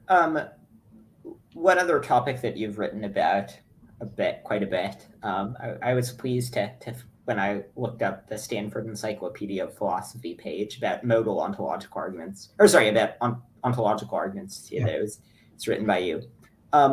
So, do you wanna just sort of outline your basic? Well, there are lots of different ontological arguments, but do you want to outline your thoughts on the modal ontological argument? Okay, so I will say something. So one of the novelties in my approach to ontological arguments was to think that there are many, many different kinds of ontological arguments. So when I started out, people kind of recognised that Anselm's argument and Descartes' argument and Plantinga's argument were different, but it turns out there are lots and lots of different ways of formulating ontological arguments. The family of arguments that you call modal ontological arguments, the arguments that we get from Hartshorne and Malcolm and Plantinga in particular, though other people have developed some since. There's one argument in particular, though you can formulate it in different ways, that are, in a sense, very obviously equivalent. Relies on the kind of observation that really the kind of consistent views that you can have about the existence of God, the possible existence of God, and the necessary existence of God fall into two camps. So on the one hand, and I'm going to assume as a background to these remarks that the following thing is necessarily true. If God exists, then it's necessary that God exists. So we're taking it that it's all or nothing for God. Either God exists in all possible worlds or in none, if we cast it in the possible worlds framework. Okay, so one view you can have is that it's possible that God exists, and it's necessary that God exists. Another view you can have is that it's possible that God doesn't exist, and it's necessary that God doesn't exist. And there's no other ways of arranging these statements that yields consistency. So I'm assuming S5 is the modal logic. So we can argue as follows. It's possible that God exists necessarily. If God exists, then it's necessary that God exists. Therefore, God exists. We can argue equally. It's possible that God doesn't exist necessarily. If God exists, it's necessary that God exists. Therefore, God doesn't exist. We have two valid arguments, both modal ontological arguments about God, but with contradictory conclusions. I think that's kind of really all there is to modal ontological arguments. It's true that there are sometimes, and recently, some people have tried to argue that there's a kind of way in through the possibility clauses. So there's reasons to think more fondly of the claim that say that it's possible that God exists than to think that it's possible that God doesn't exist. So Alex Proust, for example, has a paper trying to run an argument for that conclusion. The second premise in the two arguments was the same, and the conclusions differ. So attention has to be on the possibility premises if you're thinking about trying to support one of these arguments rather than the other. But if you think about the two sets of three claims, right? There's one set that goes with theism, there's one set that goes with atheism, and the prospects of making an argument in connection with those particular sets of claims that's going to favour one view over the other looks really minimal. Sure. So one worry that I have about modal ontological arguments, and this was just sort of my thought, that this was just sort of my initial thought also about the original version given by Anselm, is that like it seems like we can just sort of stipulate for any entity that it's necessary. Like we can define there being like a necessary table, and so we can say either the necessary table, it's either possible or it's necessary. Well, the necessary table, it's either necessary or it's impossible. It seems like we would want to say that the necessary table is impossible. And that seems to be supported by the premise that for things to be necessary, there has to be some explanation of their necessity. I use explanation in sort of the loosest sense as to include like mathematics and moral truths and such. So like it doesn't require there being like a a Platonic realm. But so and it seems like with God, we would expect God not to be necessary, absent there being like just the fact that you attach to God, you argue that either by definition God is necessary, or a stipulation from the earlier parts of the definition involves God being necessary. It seems like that would just give us a reason to say, well, if you're stipulating, like what we would want to say is that God is contingent. But if you define God as being, or God is neither necessary nor impossible, God exists in some possible worlds. But if you just add as part of the definition that if it's not true in all possible worlds, then we're not calling it God, then it seems like we would say that thing would be impossible. That was slightly rambly, but do you have any thoughts on that? So if you look back through the history, I mean, I'm thinking from the mid-50s to, I don't know, mid-90s, discussion of modal ontological arguments, you'll find lots of people worrying about the sort of thing that you're worrying about. And there are some theists, so Richard Swinburne is an example. He doesn't think that God's necessary in the sense that, for example, Plantinga thinks that God's necessary. And I think for the kinds of reasons that you're giving. And he does think that there's this sort of other sense of, I don't know,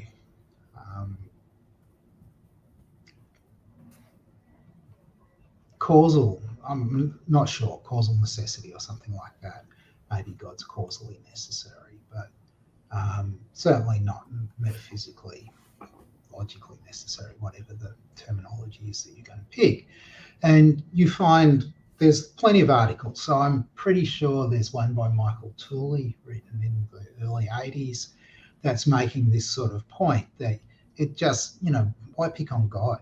We can define, and lots of other people have said this too, we can define anything into existence if we're allowed to use this technique, right? What's so bad about the necessary table compared to the necessary God? So I'm familiar with that kind of approach. It's a sort of dialectical strategy, though, I think. It's because, at least from my point of view, because I'm quite happy to think of the initial singularity as being necessary, and now let's run a modal ontological argument for it. It's just as good as the argument for God. Right, go back to the earlier part of the conversation. It's just as good or just as bad, right? And I don't care which way you see it. I'm not going to pretend that I think it's a good argument for the existence of the necessary initial singularity. I think it's obvious that it's an argument. It's not going to get us anywhere. But in terms of when we're assessing which arguments are sound, sort of put on the right hat, and I'm going to say that one is sound, whereas the one about the table isn't. Interesting. Yeah, I mean, I think that this may come down to our just sort of different suppositions about whether or not we think the initial thing is necessary or contingent. Yeah, I'm inclined. Sure, absolutely. Yeah. Okay. I've heard you. I've heard you talk about the premise that, or wait a minute, I may be getting. I think I've heard you talk about the premise of the Kalam of the universe began to exist. Do you have any thoughts on the premise that everything which begins to exist has a cause?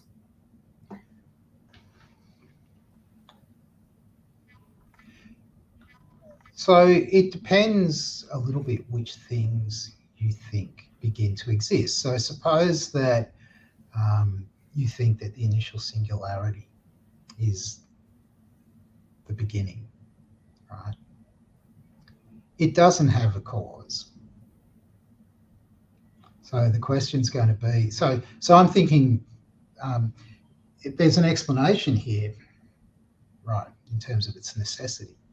It exists of necessity. That explains why it exists. But beyond that, there isn't a further explanation. It's just the kind of absolute origin. So we might say, well, it began to exist, but it began to exist without a cause, in which case I'm going to reject that premise. On the other hand, you might say that it didn't begin to exist because you might think that in order to begin to exist, the thing has to be preceded by something else. You might think that the kind of things on the boundary, the outer boundary, aren't appropriately called beginnings, right? And so you could go that way. It just requires some precision in how we're going to talk about how we're going to explain what we mean by begins to exist. So I'm not going to just give you an answer to that question. I'm going to say, well, let's define the terms first. Okay. So I guess... Sorry, not define, but make precise the terms. So I guess begins to exist would mean there's a time before they existed, and then... Well, that's one way that you could try to understand it. As the question is going to be, one of the interesting questions for Craig is going to be what to say about God when it comes, does God begin to exist? Right. And sometimes what Craig says is that there's this preceding eternity through which God exists. And then the question is going to be, okay, so is that an infinite regress or not? Right. And putting together the kind of the various things that he objects to makes it very hard to understand what he's saying about the status of God, whether God begins to exist or not on his account. And it would seem not, and yet he also doesn't think there can be an actual infinity. So it's really not clear how to think about his view at that point, or at least I find it really unclear how to think about his view at that point. Yeah, I also worry with Craig's view that it seems like God's thoughts are things like God's preceding thought that he wants to create the universe is a thing that begins to exist. That, like, it's sort of hard to conceive of a being thinking atemporally. And well, so God just always had this thought, right? So there's this infinite regress of God having this thought, and then all of a sudden at this arbitrary point, suddenly the world pops into existence. That seems really weird too, right? But if it's not an infinite regress, I mean, if we can, so assuming that we can put a metric on this, right? If you can't put a metric on it, then it's a point. Effectively, it's a point, and then it's a beginning. As far as I can see, you can't kind of have it both ways. You can't. I mean, from one point of view, he wants it not to. He wants it to be extended, but he also doesn't want it to have any structure. I mean, it's hard to see how you can have both of those things. Yeah. Yeah, I think I'm with you there. Do you have any thoughts on the moral argument for God?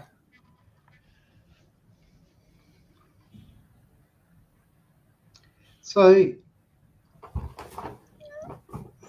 one argument that I use sort of in various ways when people say, but God makes something, like God makes the numbers or God makes morality, is to say, okay, so this making presumably requires, and you assumed this just before, a prior state where the making hadn't yet taken place. So what you're saying is that God wasn't good prior to God's making values, or God wasn't one before God made mathematics, or I mean, these things just sound terrible. And so there's a God, reason. Sorry. Right, that God wasn't one or that God wasn't good. Those things just sound Right. terrible. So there's a reason why you shouldn't want a theory that has God being the source of morality or God being the source of arithmetic or whatever. There's something unstable about that. Yeah, well, and if we deny the law of non-contradiction, then God was and wasn't one. Right, yeah, so God makes logic. I mean, yeah, but there's a whole lot of these, and it's a kind of, I think that there's a general problem with making God responsible for those kinds of subject matters. Right. So Sure. God should be bound by logic. God should be bound by mathematics. God should be bound by morality. That just seems to me kind of the way that you should go. Sure. So the response that I hear theists usually give to that is that those things are grounded in the nature or the character of God. So God didn't take an act to create morality, but rather those are just sort of features of what God is like. And then the question is, so in having those features, is God measuring up to some external standard or not?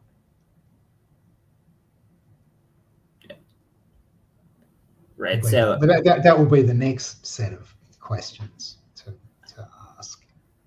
Yeah. Because what is it for God to have these features and for them to be deserving to be called, morality, mathematics, logic, whatever? Yeah. I take it that the kind of plausible view here is those things are necessary, and so they're just true independently of God. I mean, I know that's not what fans of aseity want to say, but that seems to me to be the plausible position. Yeah, I'm not a theist, obviously, but if I were a theist, I think that's definitely the view that I would hold. I think that if I were a theist, I would agree with Richard Swinburne on most things. Bread of Life asks in the chat, Dr. Oppy, has any event or argument ever come close to changing your mind about God's existence? So I was raised Methodist. So until I was about 13, I had a kind of belief in God. I mean, I never really thought about it very much. And then I spent a period of a few weeks thinking about things, and although I don't remember very much about the content of the thoughts that I had, a fair bit of it had to do with evil. And within a matter of weeks, I was an atheist, and I've never looked back. So if there was such a point, it was a long, long time ago now. Yeah, I heard at some point in some interview you talked about how you would argue with your friends about whether or not God existed in high school. Yeah, absolutely. Yeah, so I had a reunion. I don't know what it was, 40th year reunion or something like that, 40th anniversary reunion. And some of the people that I went to school with came up and said, "Do you remember arguing about such and such, something to do with the existence of God?" So I have independent. It's not just me making it up. My old school friends all remember it too. Yeah. Did any of them raise the modal ontological argument, kickstarting your interest in the modal ontological argument? So it's interesting. There's ontological arguments just weren't on the scene, right? The first time I came across ontological arguments, the very first essay I wrote in first year philosophy was on the fifth meditation argument. I just discovered it and I thought it was fascinating. I thought there's got to be something wrong with this argument. I was trying to work out what it was even then, but I hadn't met ontological arguments before first year philosophy at university. Yeah. Also, the modal ontological argument is not very common as people's reasons for belief, certainly among lay people. Street preachers don't preach at people. Possibly God exists necessarily, therefore God exists? No, there's two ways, right? I mean, Kant was sort of right about this. There's the starry heavens above and the moral law within. The two arguments you get are to do with the sort of design of one kind or another and morality. They're the two really common philosophical arguments. I mean, street preachers, you'll probably get scriptural arguments, but those are problematic. I mean, you don't find philosophers using them very much. Yeah. One version of the problem, one version of the moral argument that is the only one that I find persuasive. This is one thing that I think increases my credence in theism slightly, but it's overall not decisive. Is it seems like on theism we would expect, so given the wide array of like evolutionary debunking arguments, again of morality, it seems like on atheism, so even if we think that there is objective morality, it seems like on atheism the prior probability of there being the types of beings to whom objective morality applies seems lower than on theism. So like, there are lots of things in the universe to which objective morality doesn't apply. It doesn't apply to plants or walls or, most things. And it seems like there being sort of conscious agents who can experience well-being and suffering is a prerequisite for being the type of thing to which morality applies. And that seems more probable on theism. I'd be curious as to if you would have any thoughts on that argument. So that sounds a bit like just the likelihood that you're going to get intelligent social agents is pretty low on naturalism and very high on theism, which makes it sound like it's a kind of fairly standard design argument. I don't know that it's right.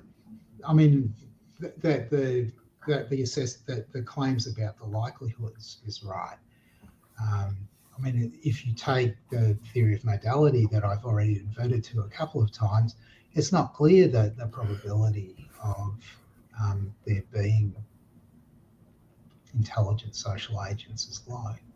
That really is kind of up in the air at the moment. There's one thing to bear in mind that I didn't really make clear before is that on the assumption that there is such a thing as fine tuning, if the fine tuning's there in the initial state, right? So the values of the constants are all programmed in the initial state, then there is no fine tuning problem because the explanation is that the values are necessary. It's true that they seem to us like you have to just write them in by hand, but and if that's right, then the probability of agents like us is probably actually not that low. Okay.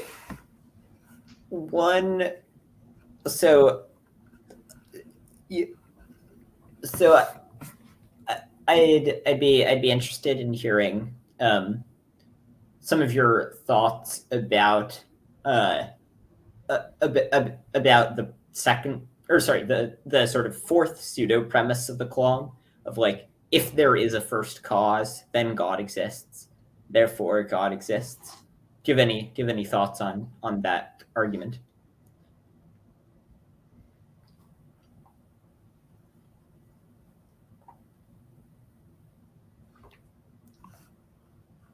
Okay, so this is a question that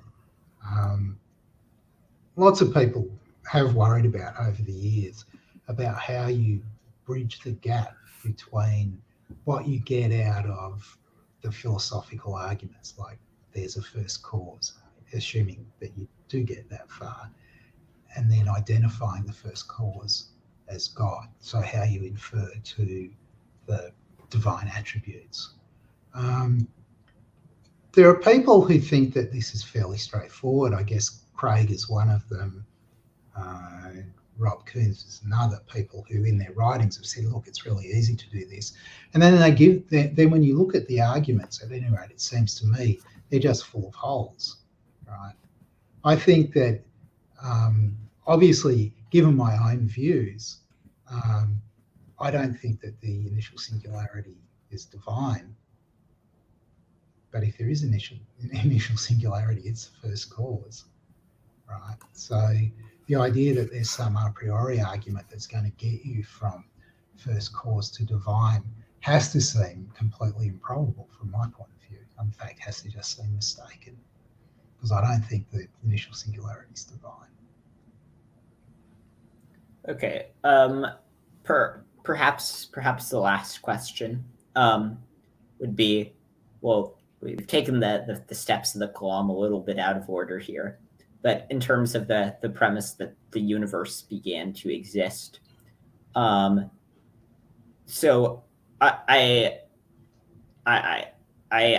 think I've heard you talk about thinking that it's possible that the universe is infinitely old. Yeah, so we talked about that earlier. You know, maybe there's a multiverse that just extends back infinitely into the past. So natural reality, there is an infinite regress. The initial singularity is just, you know, happens at a certain point in the background space, and then you get an explosion out from there.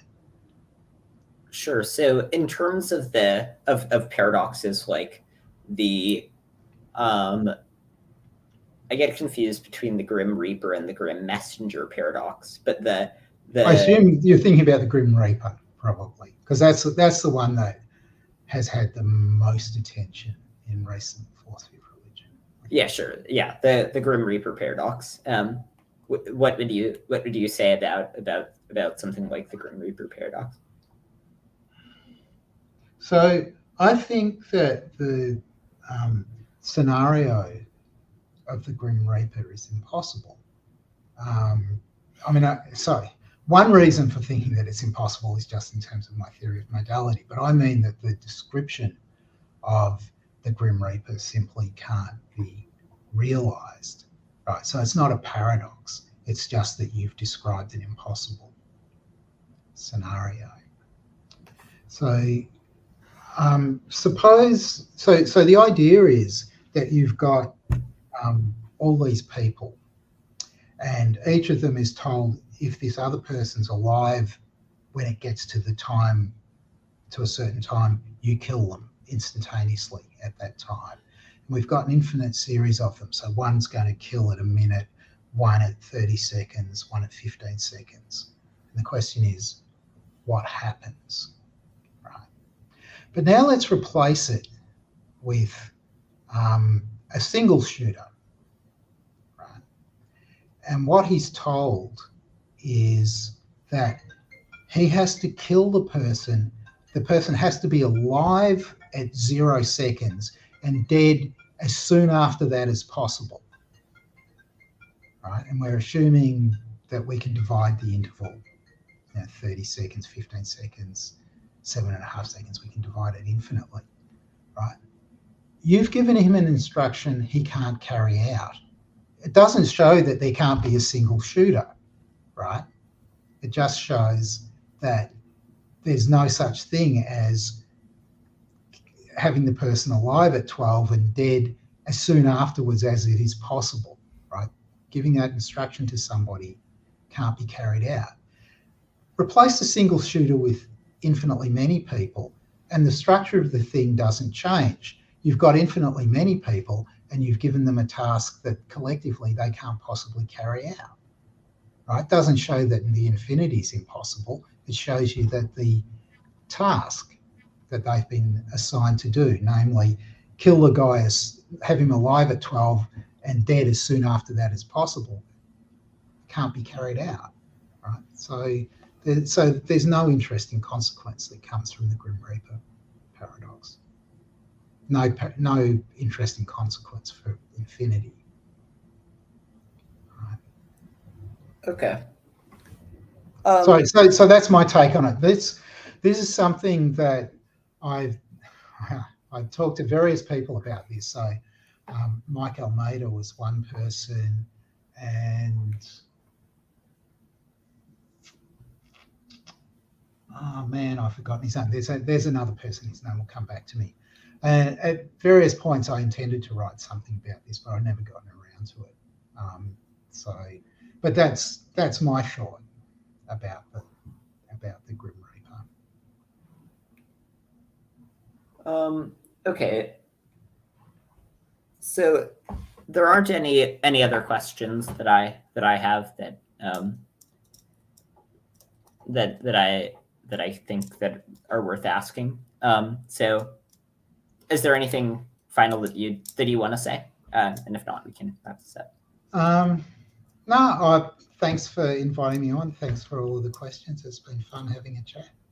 Yeah, thanks so much for coming on. It's great to hear your views on lots of these things.